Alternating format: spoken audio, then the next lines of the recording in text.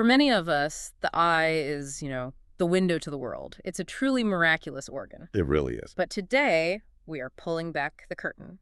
We're looking not just at the eye itself, but at the incredibly complex, densely packed, and highly integrated machine that houses, controls, and maintains it. We're talking about the orbit and the entire accessory visual apparatus. And it's so tempting to just think of it as the eye socket. Yeah. A passive bit of bone. Right, just a hole in the skull. Absolute masterpiece of engineering. In what way? It's a carefully constructed biomechanical machine. It's essential not only for, physically protecting the delicate globe, but for constantly managing the spatial geometry and the ultra-precise coordinated muscle movements. Which are the foundation of our vision. The very foundation of binocular vision and depth perception. Without this structure, none of that works. Exactly. And our mission today is a really deep dive into this incredibly dense region. We have layers of bone, a network of 7 specialized muscles, arteries that feed both the brain and the eye.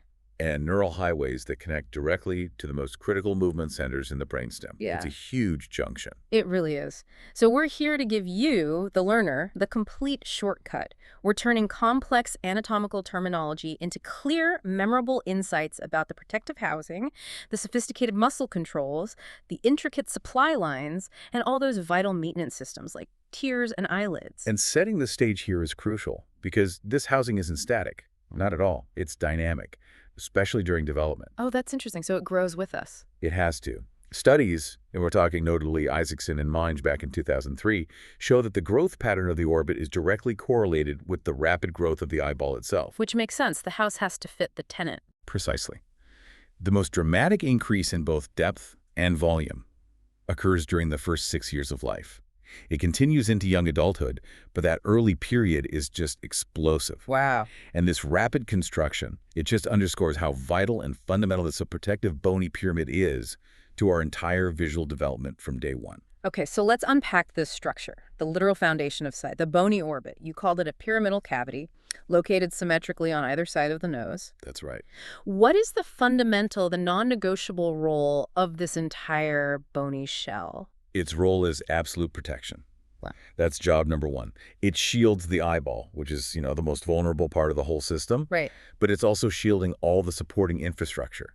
The fatty cushion, the muscles, the nerves, and the vessels, all of it is tucked away from blunt external trauma. But you said the genius here is in its geometry. It really is. That's where the compromise comes in. Let's discuss that geometry, because it does represent a functional compromise, doesn't it? The visual axis, so the lines along which we actually look, they're nearly parallel. Right, so we can focus forward and get that binocular vision. But how do the bony axes contrast with that? They're not parallel. No, not at all. The bony axes are quite different.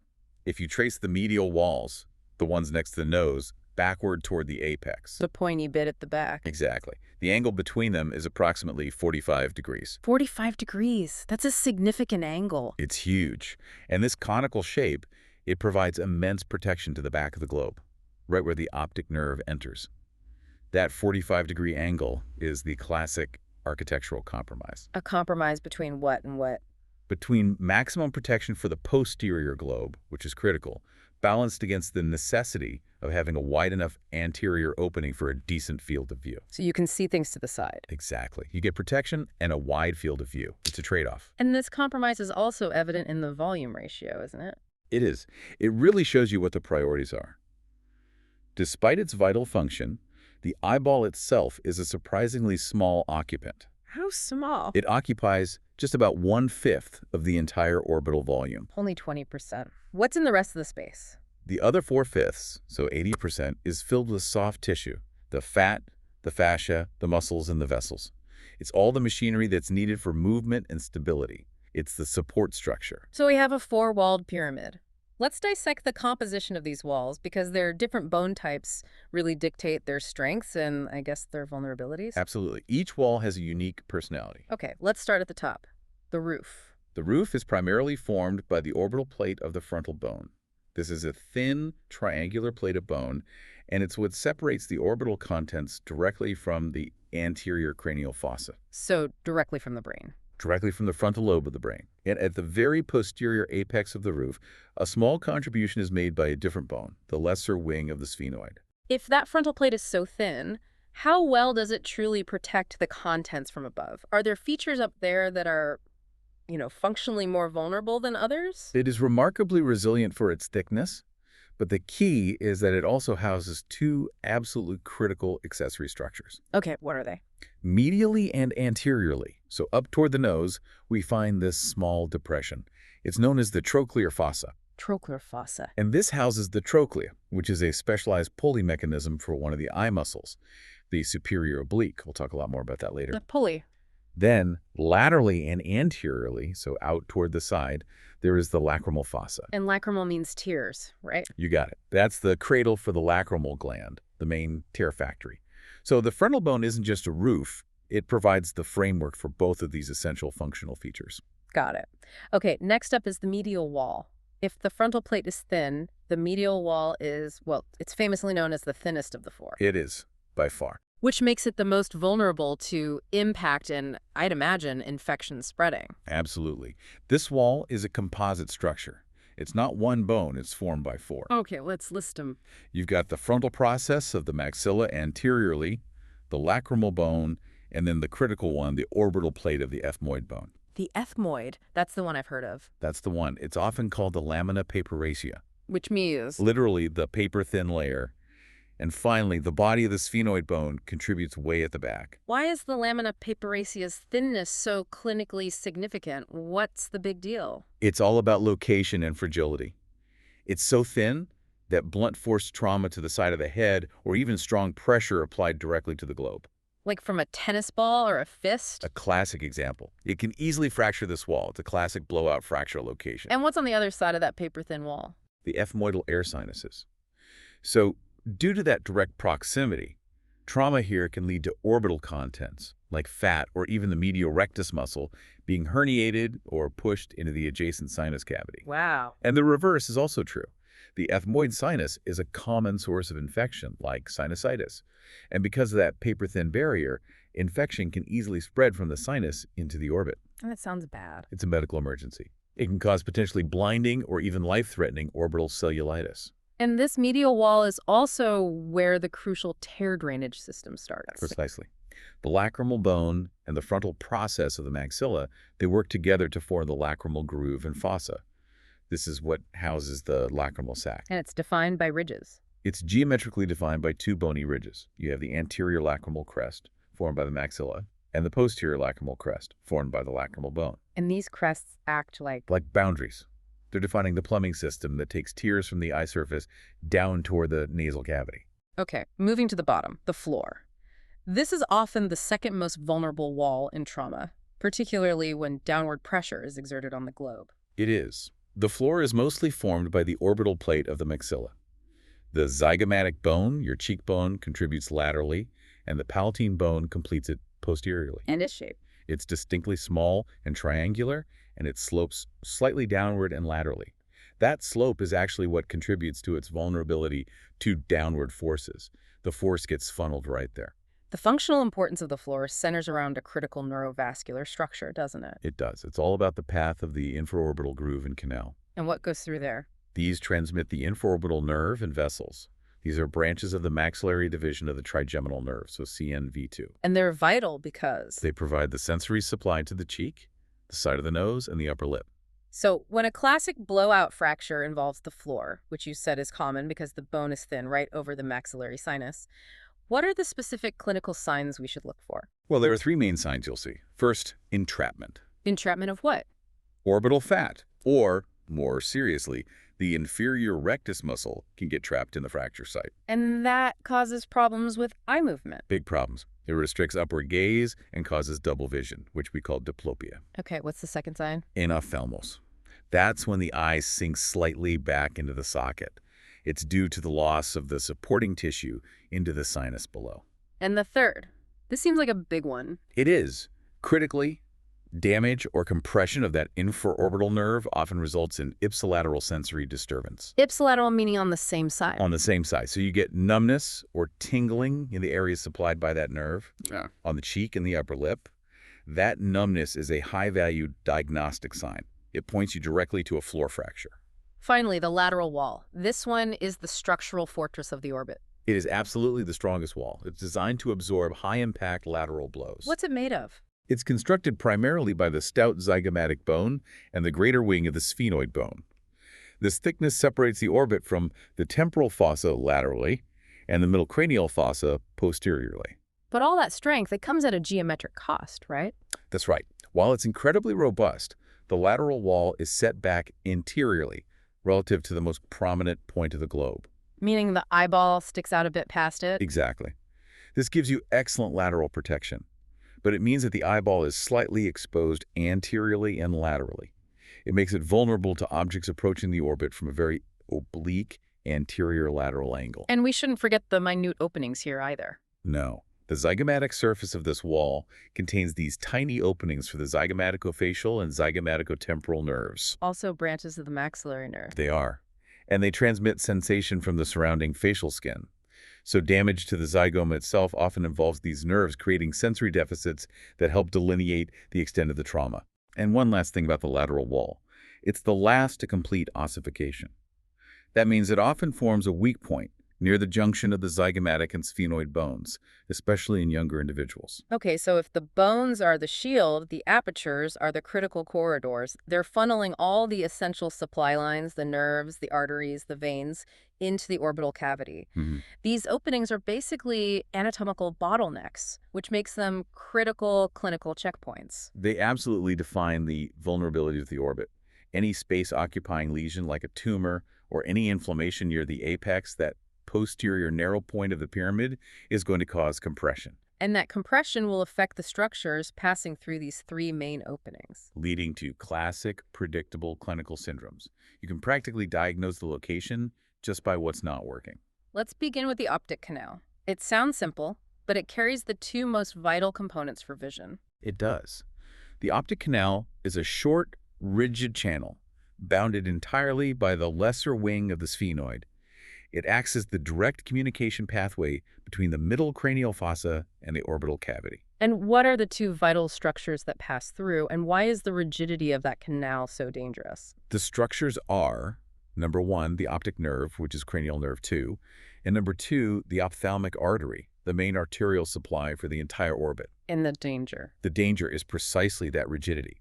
If anything inside that canal swells, say due to trauma-induced hemorrhage or edema of the optic nerve sheath, that swelling is completely constrained by the unyielding bone. There's no give. No give at all.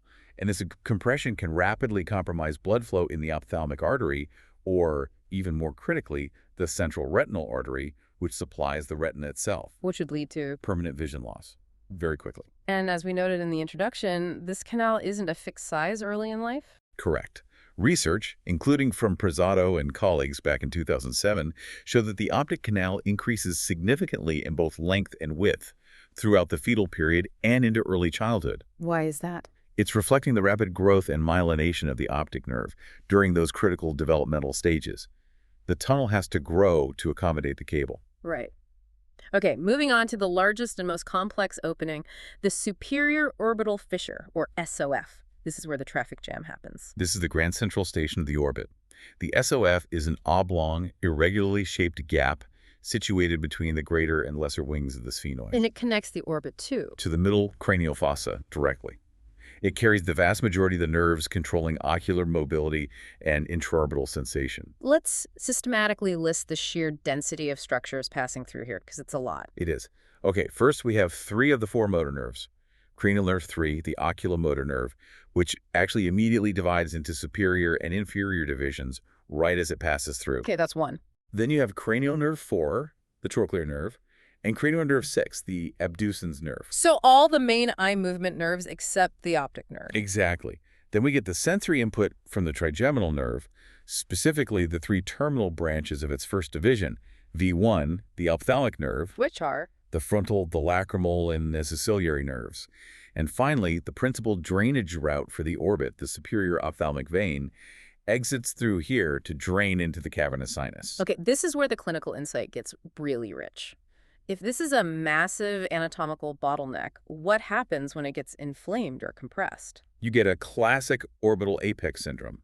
Or more specifically, if the nerves are just inflamed but there's no clear mass present, it's called Tolosa-Hunt syndrome. And what does that look like? Because of the density of CN 3, 4, 6, and V1 branches passing through this tight space, compression results in what we call painful ophthalmoplegia. Breaking that down. Ophthalmoplegia means paralysis of almost all eye movements because 3, 4, and 6 are all involved. And painful means severe orbital and forehead pain because the V1 branches, specifically the frontal and nasociliar nerves, are also getting squeezed. So the combination of pain and paralysis immediately points to a lesion right there near the superior orbital fissure. As a textbook presentation, the involvement of V1 is the critical difference between this and a purely cavernous sinus lesion, which might spare some of the V1 branches that exit higher up.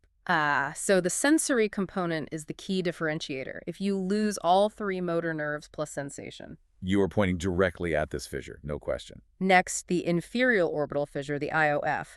This one is located lower down and seems to focus more on sensory and venous communication inferiorly. That's right. The IOF is bounded by the greater wing of the sphenoid, the maxilla, and the palatine bone.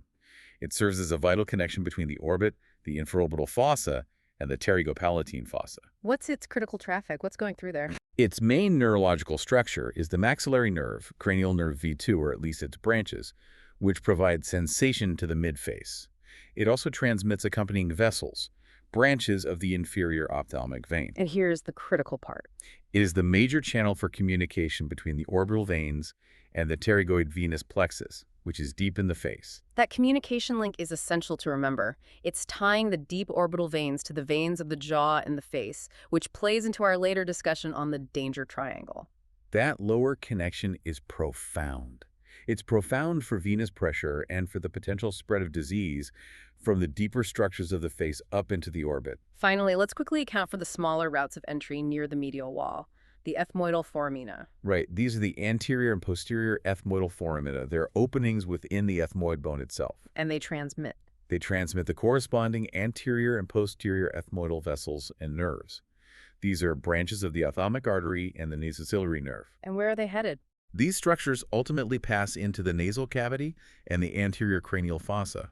They're vital for supplying the sinuses and nasal structures, and they just reinforce that intimate and sometimes dangerous relationship between the nasal cavity and the orbit. Okay, we've established the rigid architecture, but the globe doesn't just, float in air. It's held, cushioned, lubricated, and precisely stabilized by an incredibly intricate network of fat and fascia. This connective tissue really is the unsung hero of orbital stability. It really is.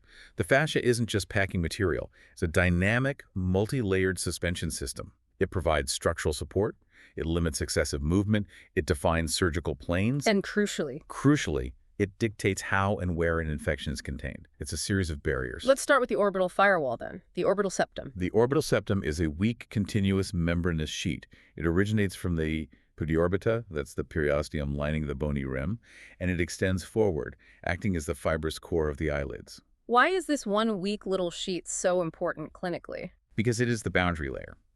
It functionally divides the orbital contents into two distinct compartments. Okay, what are the two compartments? You have the preseptal compartment, which is anterior to the septum, located within the eyelids themselves.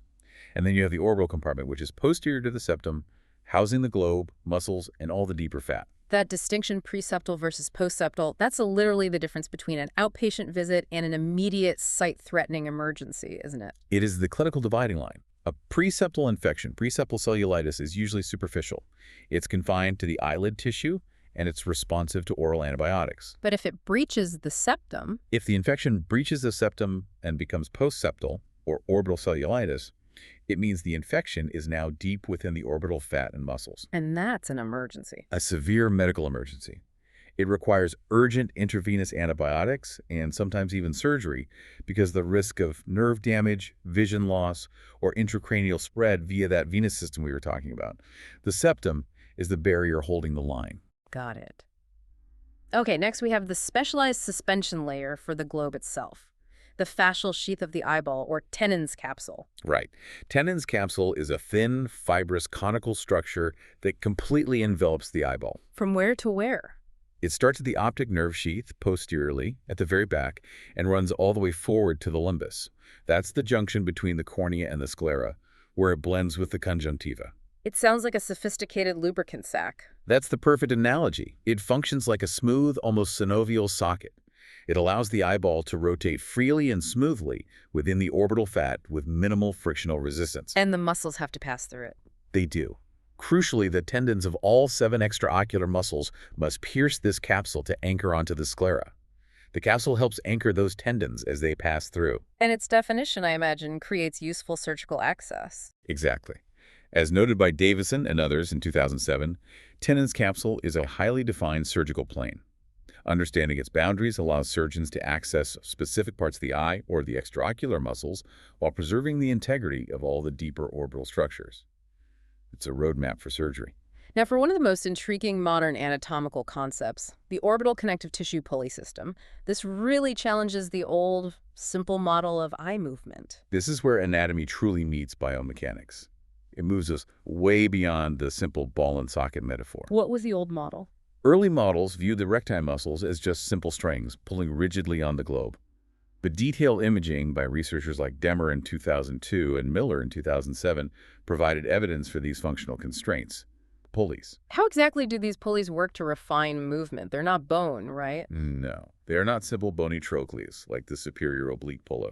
They are dense bands of connective tissue, fascial sheaths that surround the muscles themselves. And they fuse with the fat. They fuse intimately with the surrounding orbital fat and septa. They act as semi-rigid sleeves or pulleys that restrict the side-to-side shift of the muscle bellies. So the effective origin point of the muscle shifts. Precisely. The functional origin of the muscle isn't just the common tendinous ring at the back. It's the point where the muscle passes through its fixed pulley. And why is that important?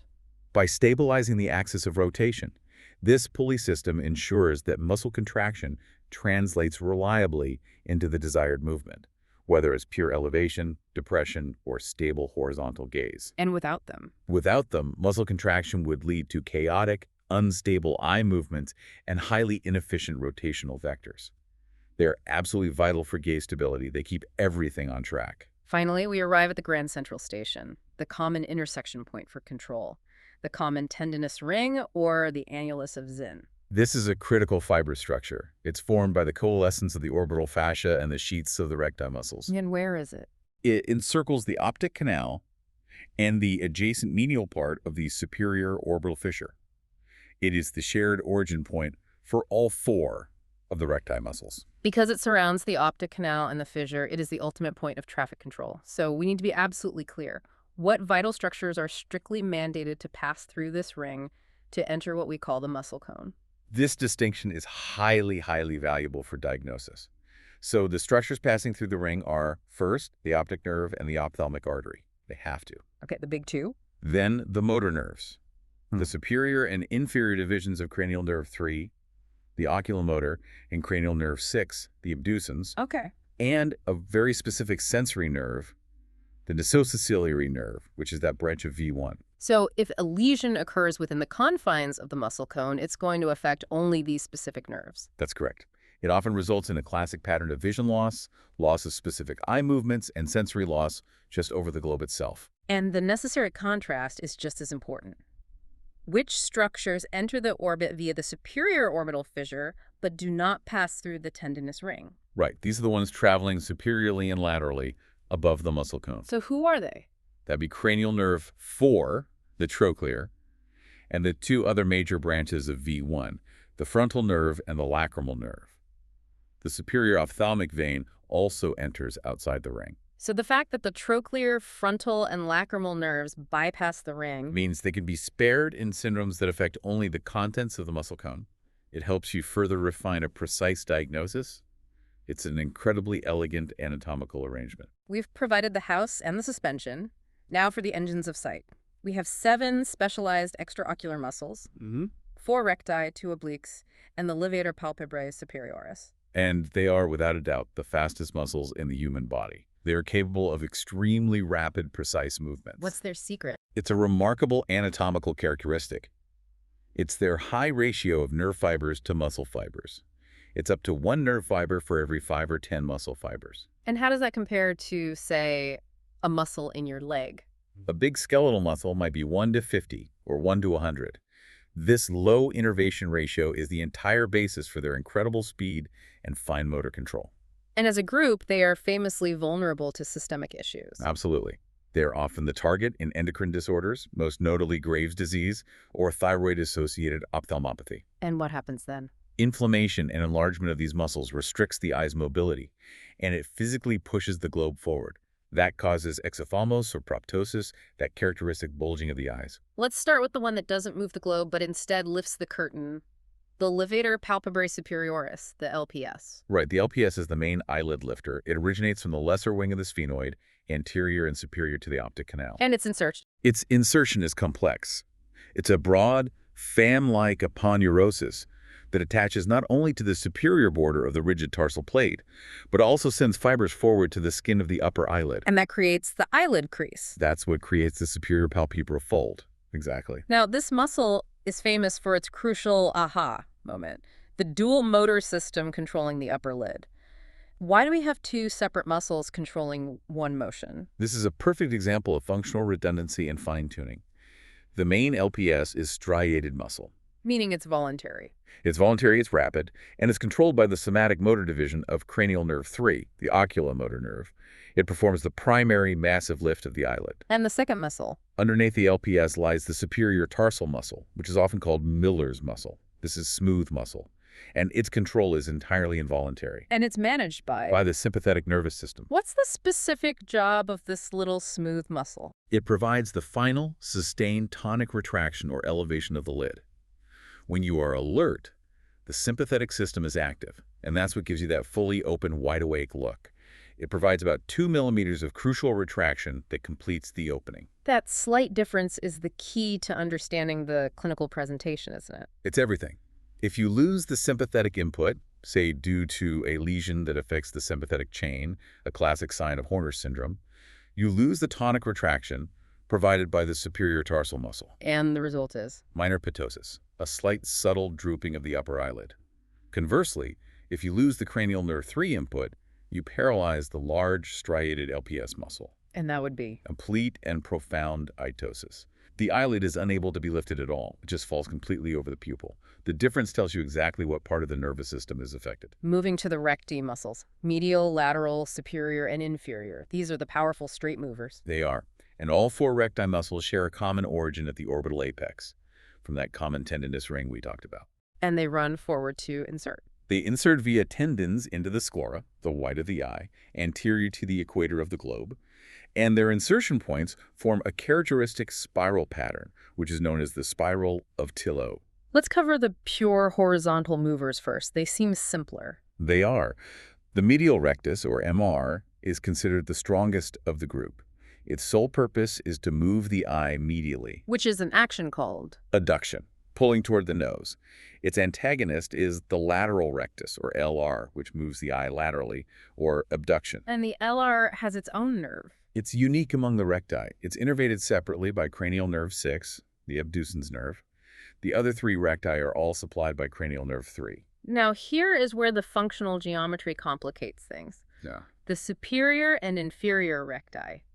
Due to the angle of the orbit, they are not simple elevators and depressors when you're looking straight ahead. No, this is where it gets really interesting. The complexity arises because the line of action of the recti muscles forms an approximate 23-degree angle with the visual axis when the eye is in primary gaze. What does that mean in practical terms? Because of this offset, when the superior rectus contracts, it doesn't just pull straight up. It also pulls slightly toward the midline and rotates the eye. It's a compound movement. So, for the superior rectus, the SR, how do we define its primary and secondary actions in that primary gaze position? Okay, so the SR's primary action is elevation. That's its main job. But its 2 crucial secondary actions are adduction, so pulling the eye inward, and intorsion. Intorsion. Intorsion is rotating the top of the globe toward the nose. This rotation, the intorsion, is a constant factor that the brain has to constantly monitor and cancel out if the gaze needs to be perfectly level. And the inferior rectus, the IR, acts as its functional opposite. It does. The IR's primary action is depression, pulling the eye down. Its secondary actions are also adduction, just like the SR, and extorsion. Extorsion being rotating the top of the globe away from the nose. So in primary gaze, every time we look down, we're actually introducing a slight torsional roll to the image we see. This complexity means that if a clinician wants to test the function of the superior rectus muscle in isolation, they can't just ask the patient to look straight up. That's a critical clinical insight. Yeah. You're absolutely right.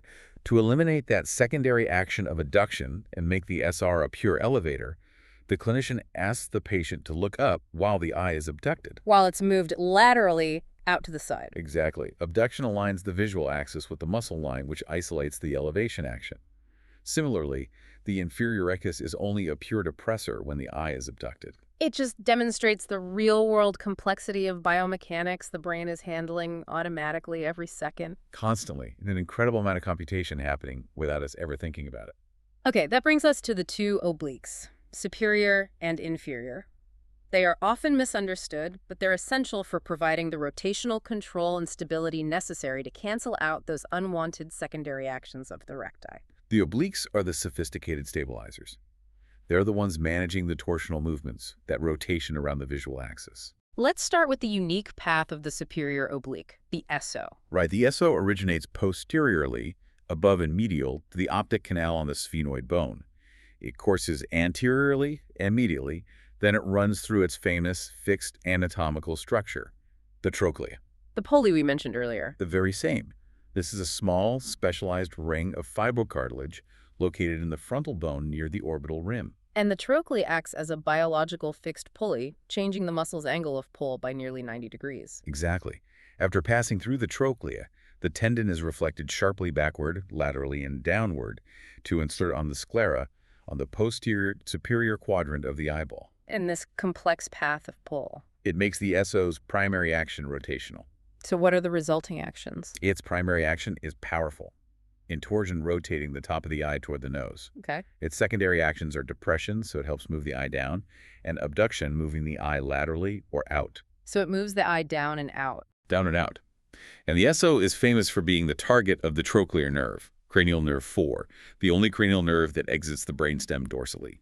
Then we have the inferior oblique, the IO. What makes its origin unique? The IO is completely unique because it is the only extraocular muscle that originates anteriorly, right near the orbital rim. So it starts at the front, not the back. Exactly. It arises from the orbital plate of the maxilla in the anterior floor of the orbit, just lateral to the lacrimal fossa. It then courses laterally and posteriorly, passing under the inferior rectus to insert on the sclera in the posterior inferior quadrant, deep to the lateral rectus. And its actions are the torsional and vertical opposites of the SO. Precisely. Its primary action is extorsion rotating the top of the eye away from the nose. Its secondary actions are elevation, moving the eye up, and abduction, moving the eye out. Up and out. And it's supplied by the inferior division of cranial nerve 3. So let's synthesize this. The brain doesn't look at these as individual actors, but as functional pairs. How do the recti and obliques work together to achieve pure, non-torsional vertical gaze? This is the genius of the entire system. Yeah. We know the superior rectus, the SR, causes elevation and intorsion. Right. And we know the inferior oblique, the IO, causes elevation and extorsion. Okay, I see where this is going. So to achieve pure elevation without tilting the world, the brain simultaneously contracts the superior rectus and the inferior oblique. So their elevation components add together. And their opposing torsional components, intorsion from the SR, extorsion from the IO, they completely cancel each other out. Brilliant. And the same synergy applies to depression. Absolutely. The inferior rectus, the IR, causes depression and extorsion. The superior oblique, the SO, causes depression and intorsion. So to look straight down. To achieve pure depression, the brain contracts the inferior rectus and the superior oblique. Oh. Their depression actions combine, and their opposing torsional effects are neutralized. And this intricate counterbalancing act is happening constantly. Every fraction of a second we move our eyes. It's a continuous dynamic symphony of opposing forces. This complexity leads us into the physics of coordinated movement. The entire eyeball rotation is referenced to a specific theoretical point, isn't it? It is. That theoretical point is the center of rotation.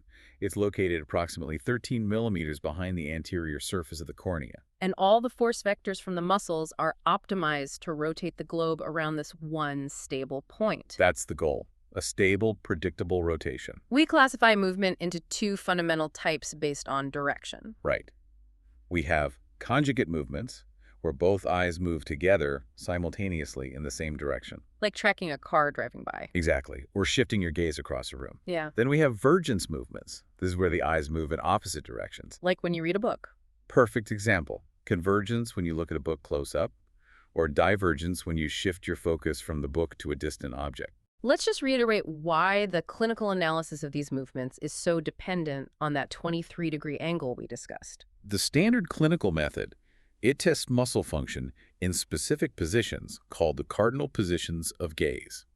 And these are designed to isolate the primary action of each muscle. So for instance, if you want to test the strength of the medial rectus, You just ask the patient to look straight in. Adduction. Simple. Hmm. But if you want to test the superior rectus, you have to ask the patient to look up and out. elevation and abduction. Because as we establish, that is the one position where the SR is aligned with the visual axis and is acting as a pure elevator, unmasked by its torsional and adduction components. The brain does this calculation dynamically, but we have to do it mechanically in the clinic to isolate the muscle. Okay, let's move into the speed and quality of these movements, starting with the fastest movements the body generates, saccades. Saccades are ballistic jump-like eye movements. They're used to rapidly shift the line of sight from one point of fixation to another. Like scanning a computer screen or watching a tennis match. Exactly. And the speed is just staggering. They can reach angular velocities up to 700 degrees per second. 700 degrees per second, that's phenomenal speed. And they are ballistic, meaning there's no mid-course correction. Exactly. Once a saccade is launched, its trajectory cannot be changed. This speed is necessary, but it introduces a visual complication. Which is? The brain has to suppress vision during that brief, rapid movement to prevent motion blur. It's a process called saccadic suppression. That's fascinating. And there's a time delay, too. There is. Before a voluntary saccade begins, there's a latency or lag time of about 200 to 250 milliseconds. That's the time required for the visual processing input to reach the cortical and brainstem gaze centers to initiate the movement command. In contrast to the jump-like saccades, we have the slow, controlled tracking movements. Those are smooth pursuit movements. They are essential for maintaining the image of a slowly moving object stably on the fovea, the central point of our highest acuity. And smooth pursuit is unique Because it cannot be initiated voluntarily across a stationary scene. It absolutely requires a moving visual stimulus in the visual field to drive the movement. So if you try to smoothly move your eyes across a stationary wall, The movement will break down into a series of small corrective saccades. Yeah. You can't do it. Your brain won't let you. And contrasting all this controlled movement is the ultimate stability mechanism, which operates without delay, the vestibulo-ocular reflex, or VOR. The VOR is the absolute champion of stability. It is a critical rapid reflex mechanism that uses input from the vestibular system, your inner ear balance system, the semicircular canals and otolith organs, to generate compensatory eye movements. And these movements are. They are equal in velocity and opposite in direction to any head movement. This is why we can read a sign while we're walking or even running without the image blurring. Yes, if your head turns left, the VOR instantly triggers the extraocular muscles to rotate your eyes right by the exact same amount. And it's so fast because it's not visual. Exactly, because it relies on the physical sensation of head acceleration rather than visual feedback. It operates incredibly quickly with minimal latency. It's much faster than voluntary saccades. The VOR is essential for maintaining a stable retinal image, and it's constantly active, ensuring visual clarity during virtually all natural movement. The muscles are fast, the movements are precise, but the real complexity lies in the orchestration, the highly specialized neural network located deep within the brainstem. This network is dedicated entirely to eye movement commands. If we trace the motor nerves back, we find 3 separate nuclei clustered in the midbrain and pons, all tightly interconnected. Let's start with the largest controller, the oculomotor nerve, CN3. The oculomotor nucleus is located in the midbrain, specifically its rostral or upper portion. It's a complex nucleus containing subnuclei for all 5 of the muscles it controls.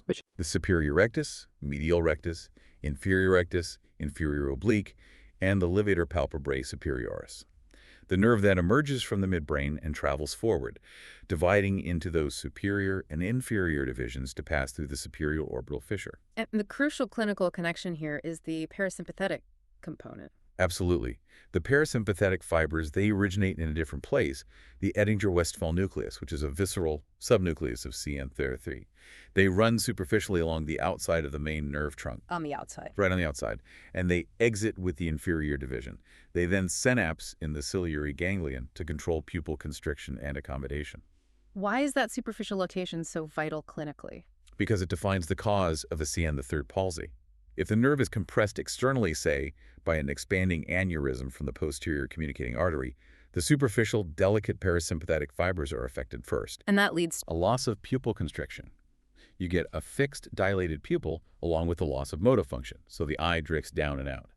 Conversely, if the nerve damage is due to ischemia, a lack of blood flow, like uncontrolled diabetes, the central motor fibers are often affected first, sparing the superficial parasympathetic fibers. This results in motor loss without pupil dilation. We call it a pupil-sparing CN lymph palsy. The pupil tells you the likely cause. fascinating. Moving on to the unique nerve, the trochlear nerve, CNIV. The nucleus for CNIV is located just caudal, or below, the CN3 nucleus in the midbrain. Its unique trait is famous in neurology. It is the only cranial nerve that fully decussates or crosses over within the brainstem. And it exits from the back. It also exits the brainstem dorsally, emerging from the posterior surface. Meaning that the right trochlear nucleus controls the left superior oblique muscle. Correct. And due to its long, unsupported intracranial course, particularly as it winds around the midbrain, it is highly vulnerable to head trauma. It's the most commonly injured cranial nerve in cases of severe, blunt head injury. And the final motor nerve, the abducens nerve, CNEA. The nucleus for CNBI is located much lower, deep in the pons. Its sole target is the lateral rectus muscle. In its vulnerability. Because it has a long, relatively unsupported course from the pons, running upward along the clevis before entering the cavernous sinus, it is the most frequently affected cranial nerve in cases of increased intracranial pressure, or ICP. Why is it so vulnerable to pressure? When ICP increases, the brainstem can be pushed downward. CNDI, with its long course, gets stretched over the rigid petrous ridge of the temporal bone or compressed against structures at the base of the brain. And that stretching causes An isolated CNVI palsy. The patient loses the ability to abduct, to look out with the affected eye. It's a classic high-yield sign in neuro-ophthalmology, suggesting a generalized pressure problem in the head. Okay, now we need to connect these three scattered nuclei, 3, 4, and 6, into the cohesive system required for both eyes to move simultaneously. What is the superhighway linking them all? That is the medial longitudinal fasciculus, the MLF. The ML. The MLF is a highly myelinated, crucial neural tract running vertically through the entire brainstem, immediately adjacent to the midline. Its fundamental role is to connect the nuclei of CN, the 3rd, 4, and 6 to ensure perfectly synchronized, horizontal, conjugate movements. Let's use the look right example again, but in more detail. How does it work? To initiate a rightward gaze, the high-level command descends to the horizontal gaze center in the pons, which is called the paramedian pontine reticular formation, or PPRF. So the PPRF is the command center. It is the command center for horizontal gaze. It sends a signal to the right CN, the xi nucleus, which contracts the right lateral rectus. Simple enough. But the left eye has to move too. It does. And crucially, the PPRF also sends a signal across the midline via the MLF directly to the left CN, the 3 nucleus. And that signal activates the left medial rectus. Exactly. This simultaneous activation ensures the right eye looks out and the left eye looks in, achieving a perfect, rapid, synchronized conjugate movement to the right. So what happens if the MLF itself is damaged? Say, by a demyelinating disease like multiple sclerosis, which often affects it. That leads to a classic disconnection syndrome called internuclear ophthalmoplegia, or INO. What does that look like? If the MLF is damaged on the left side, the signal from the PPRF to the left CN 3rd nucleus can't transmit effectively. So when the patient tries to look right, the right eye, with its LR and CN3, moves fine, but the left eye, with its MR and CN3, cannot successfully adduct, it can't look in. The eyes are decoupled. And vertical movements are controlled by the structure immediately superior to the MLF? Yes, vertical gaze is controlled by the rostral interstitial nucleus of the MLF, or the RIM-MLF, located up in the midbrain. The RIM-MLF coordinates up and down movements by signaling both the superior and inferior recti and oblique muscles across both eyes, ensuring that elevation and depression are also conjugate and perfectly level. The functional demands of those incredibly fast muscles and the complex neural processing require an extremely robust and high-volume vascular supply system. Oh, absolutely. The metabolic demand is enormous. The primary source of blood for the entire orbit is the ophthalmic artery. And its origin provides a critical link between the internal carotid system, which feeds the brain, and the external facial circulation. That's right. The ophthalmic artery is the first major branch of the internal carotid artery as it emerges from the cavernous sinus. It enters the orbit via the optic canal, traveling inferior to the optic nerve. And it's known for being variable. Extremely variable in its branching patterns. A fact highlighted by researchers like Hera back in 1995. It means no two orbits are exactly alike in their fine vascular detail. Let's detail its critical branches, starting with the one that leads to the most devastating consequence if it gets blocked. That has to be the central retinal artery, the CRA. The CRA follows a unique and incredibly dangerous path. It runs for a short distance within the dura sheet of the optic nerve. Inside the nerve's covering. Then it abruptly pierces the nerve substance about 15 millimeters behind the globe. It runs inside the optic nerve to supply the inner, vital layers of the retina. And the danger is that it's an end artery. It is an end artery with virtually no anastomosis, no backup supply. So an obstruction here from an embolus, for instance, causes catastrophic, sudden, and often permanent blindness. Central retinal artery occlusion. It's a true ophthalmic emergency. What other branches feed the bulk of the supporting apparatus? We have the muscular branches, which supply the 7 extraocular muscles. These often arrive from common trunks. Then there are the ciliary arteries, which are the supply for the vascular coat of the eye, the uvea. And these are divided into? Long and short posterior ciliary arteries. Typically, there are 15 to 20 short ciliary arteries, which pierce the sclera posteriorly and supply the choroid, ciliary body, and iris. And the supply to the accessory structures? The lacrimal artery is one of the larger branches. It supplies the lacrimal gland and the lateral orbital tissues. The ethmoidal arteries, anterior and posterior, supply the ethmoid sinuses and nasal cavity. And finally, the supraorbital and supratrochlear arteries emerge from the orbit anteriorly to feed the skin and fascia of the forehead and scalp. Okay, now for the drainage. The venous outflow system. Given the high pressure and demand, the veins need to be robust, and they pose a unique danger because of their connections. They do. The primary drainage is managed by the superior ophthalmic vein, or SOV. And its path. It starts near the anterior orbit, receives tributaries from the recti and obliques, and courses backward to exit through the superior orbital fissure, where it drains into the cavernous sinus. And the secondary vein, the inferior ophthalmic vein, IOV. The IOV collects blood from the floor and the lower muscles. It often communicates with the SOV, but it also has that critical inferior route passing through the inferior orbital fissure to communicate with the pterygoid venous plexus deep in the face. Okay, here is the massive clinical connection. The danger triangle of the face.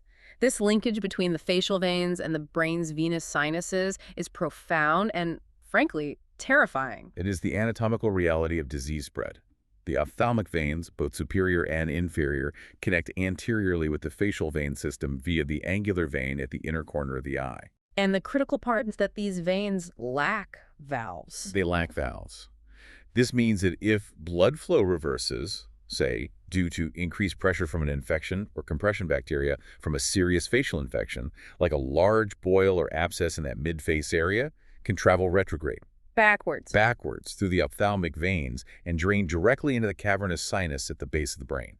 Leading to a life-threatening septic thrombosis. Exactly. Cavernous sinus thrombosis is a catastrophic condition, usually caused by this retrograde septic spread.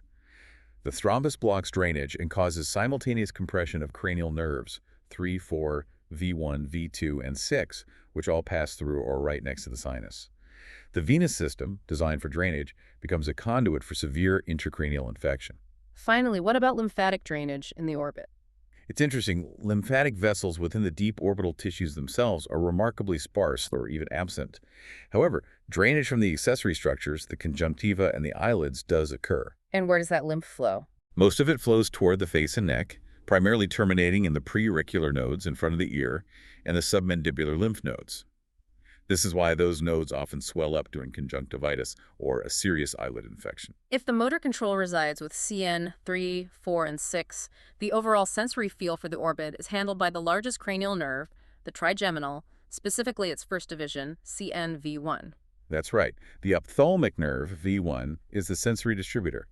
It enters the orbit via the superior orbital fissure and almost immediately branches into 3 major terminal branches, which then distribute sensation across the orbital contents and the surrounding face. Let's detail those 3 main branches of V1. Start with the largest, the frontal nerve. The frontal nerve is the biggest branch. It runs superiorly along the roof of the orbit, traveling superficial to the levator palpebrae superioris muscle. And it exits anteriorly, dividing into the 2 nerves responsible for sensation over the forehead and scalp. The supraorbital nerve and the supratrochlear nerve. They supply the upper eyelid, the conjunctiva, and all the skin of the forehead. The lacrimal nerve follows the lateral wall. It does. It runs along the lateral wall, superior to the lateral rectus. It provides general sensory supply to the lacrimal gland itself, the lateral part of the conjunctiva, and the skin of the lateral upper eyelid. And it's a relay for other fibers. It is. Importantly, it's the key relay for secretomotor fibers, which it actually acquires from the maxillary nerve, V2, through a connecting branch. It carries the parasympathetic signals to the lacrimal gland for tear production. And the nasociliary nerve, which is arguably the most medically important for intraorbital sensation. The nasociliary nerve is crucial because, unlike the frontal and lacrimal nerves, it courses within the muscle cone.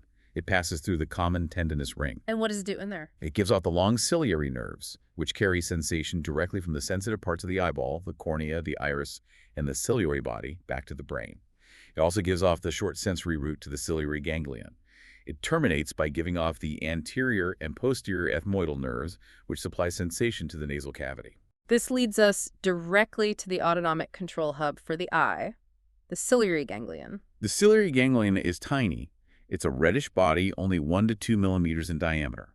It's located near the orbital apex, about 2 or 3 millimeters posterior to the globe, nestled lateral to the optic nerves. And it's the critical relay and distribution point for the autonomic control of the pupil and accommodation. That's his whole job. It's unique because it receives 3 distinct routes: sensory, parasympathetic, and sympathetic. It does. The sensory route is basically a pass-through from the nasociliary nerve. Yeah. The parasympathetic route is the key synapsing route. It comes from the inferior division of CN3.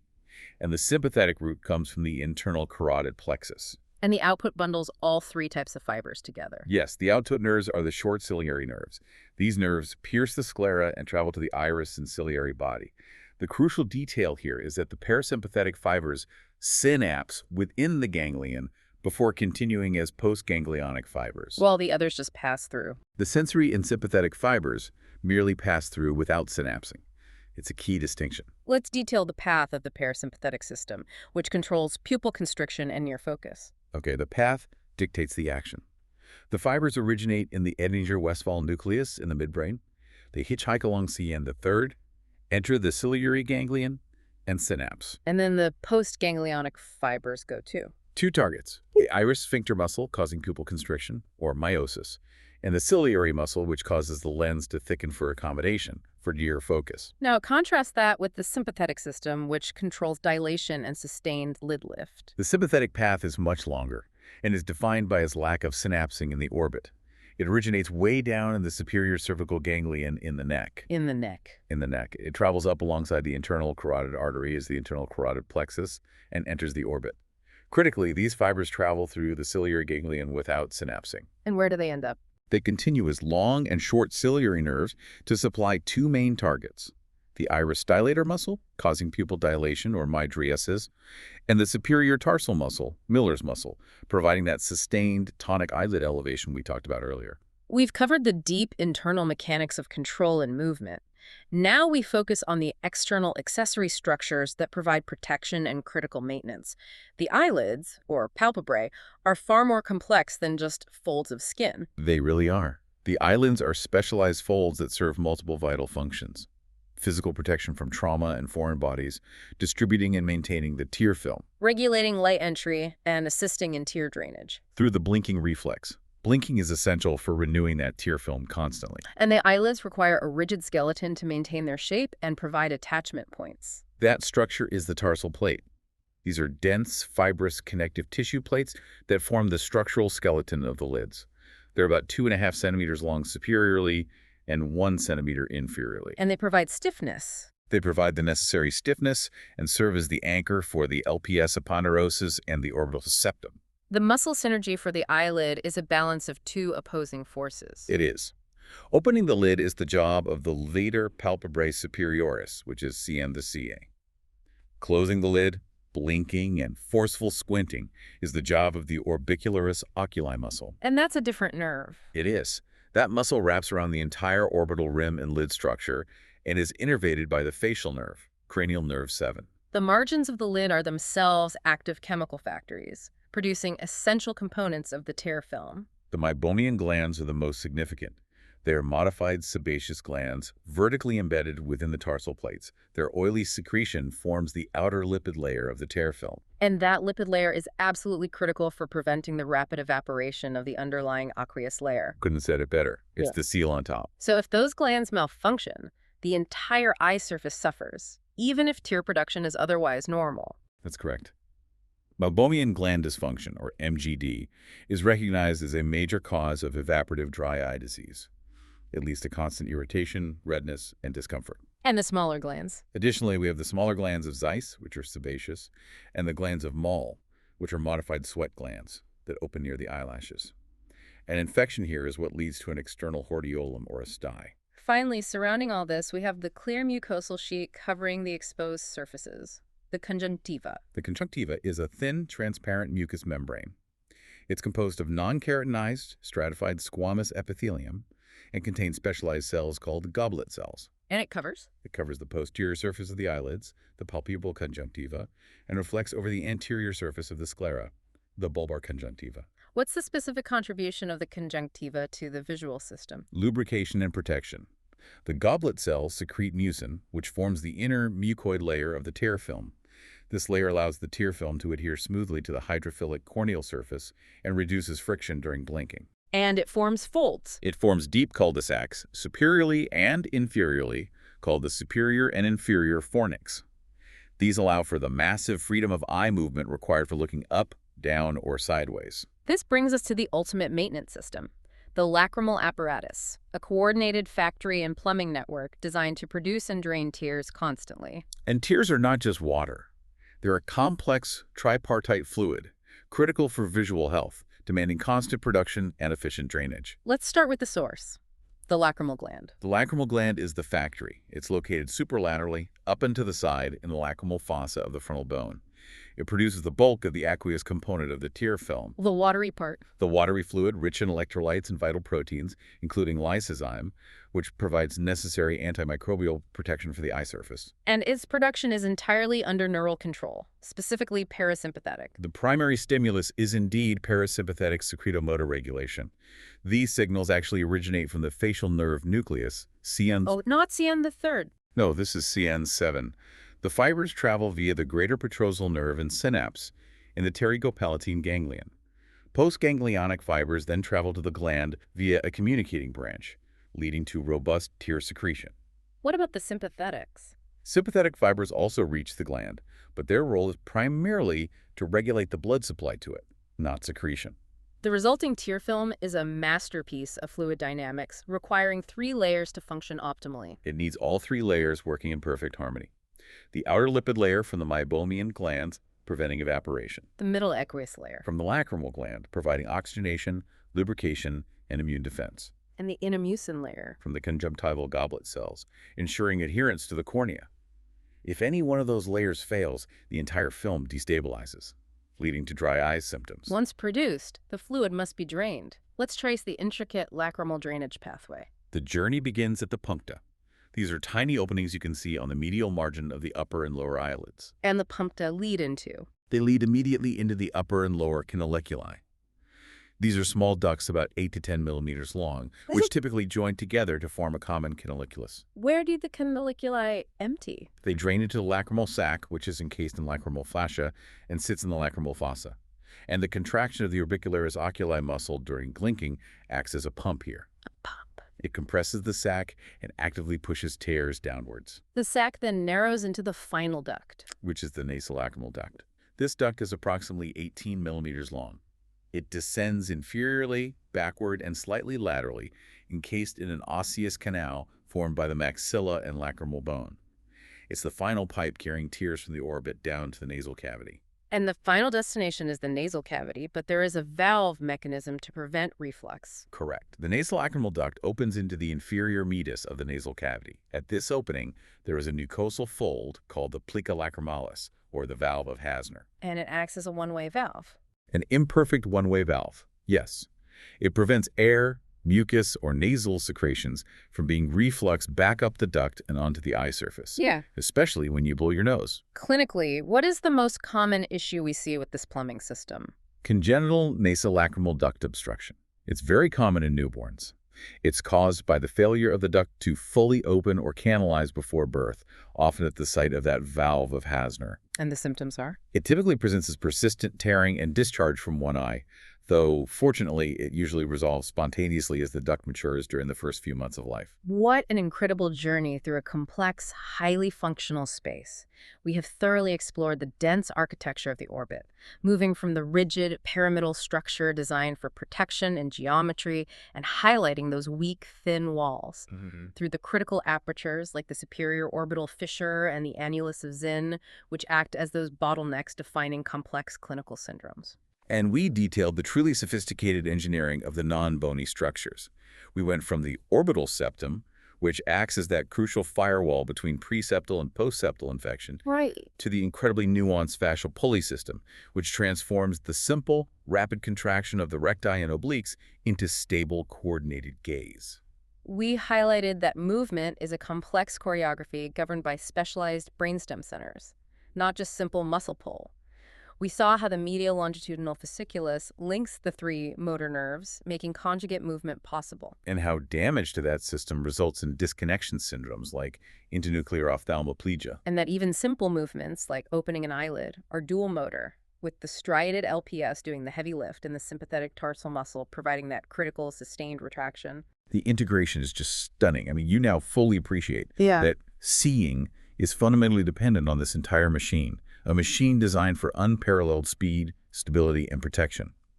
The brain is constantly orchestrating the VOR and tracking saccades at up to 700 degrees per second, relying entirely on the physical stability provided by this orbital structure.